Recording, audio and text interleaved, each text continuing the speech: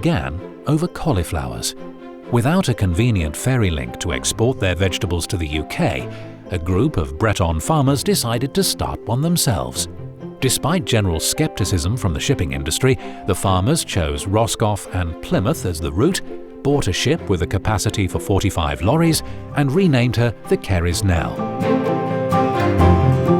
On the day Britain was joining the EU, Brittany and southwest England were finally linked together by ferry.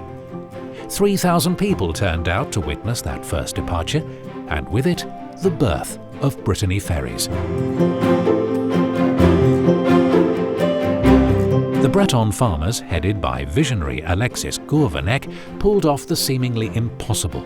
The new service had involved major dredging work on both sides of the channel, including a new harbour at Roscoff.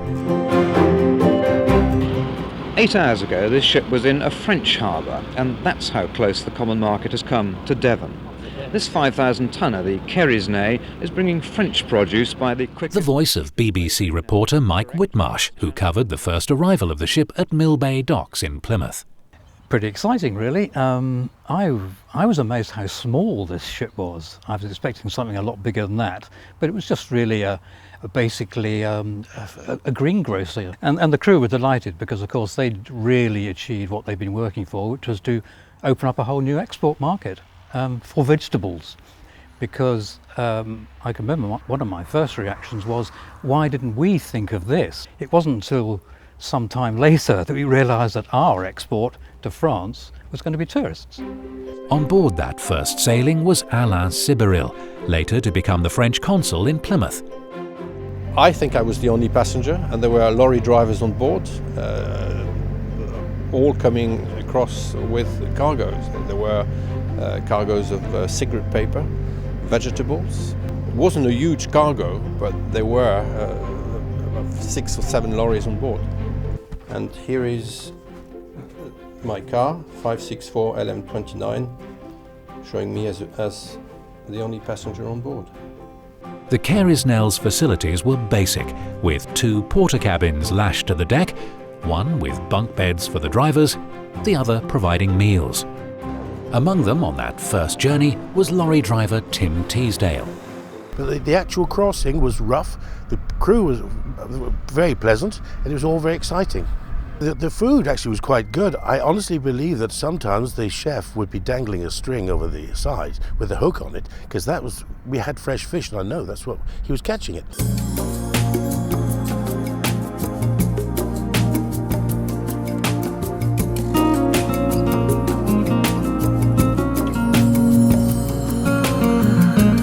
That first year, Brittany Ferries carried 6,000 lorries and quickly adapted to the unexpected passenger demand. Well, we all worked together out of a couple of porter cabins on the dock side, and the passenger terminal was a big warehouse which the passengers used to find very cold in the winter, so they would always find a reason to come into our nicely heated porter cabin to ask us a sort of fairly vague question that allowed them to warm up again. Ernest Lenné, who later captained the first passenger ferry, the Penarbed, left a steady job with a rival ferry company for the risky new venture starting up in Brittany. His son remembers the big moment. Il a pris sa décision très rapidement. Et à partir de là, je crois que ça a été la grande aventure. Pour lui et pour beaucoup d'autres, mais pour lui, il l'a toujours considéré comme tel. Et jusqu'à la fin, il était très très fier de l'avoir fait. Within 5 years, 500,000 passengers and 20,000 lorries were using Brittany ferries each year.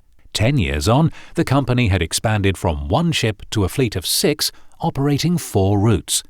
I think it's been a fantastic success story both for Northwest France and Southwest England. It started as a small operation. I can still remember the news clip when I first saw it about carrying cauliflowers from Brittany to the UK.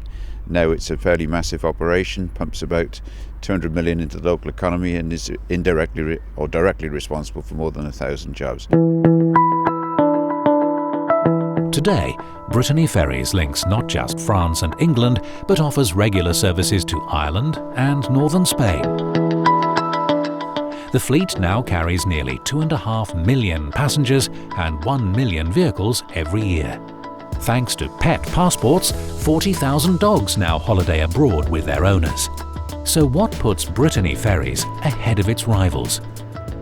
Il y a une différence culturelle, une différence économique par la structure que l'on est, une différence après qui se décline sur nos navires, c'est la taille de nos navires qui ne sont pas que des transbordeurs, qui sont aussi des grands hôtels et de grands restaurants. Et bon, donc ce qui fait notre différence, c'est aussi notre différence de service de qualité.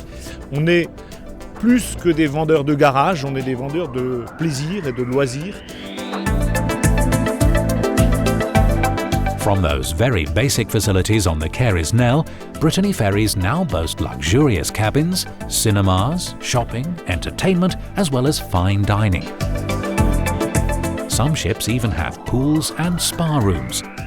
Alors les plans pour l'avenir, je dirais qu'aujourd'hui, avec ce qui vient de se passer, notre retour à la compétitivité en revenant à un modèle économique social presque identique à ceux de nos concurrents, nous pouvons maintenant, dès 2013, envisager de regarder du développement.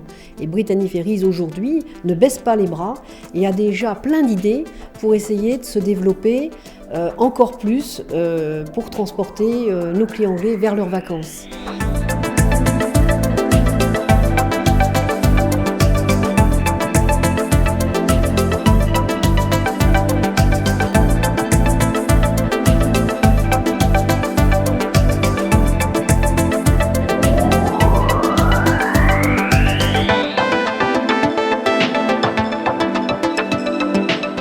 Years on, Brittany Ferries is the leading operator on the Western Channel and has set the standard for cruise ferry travel.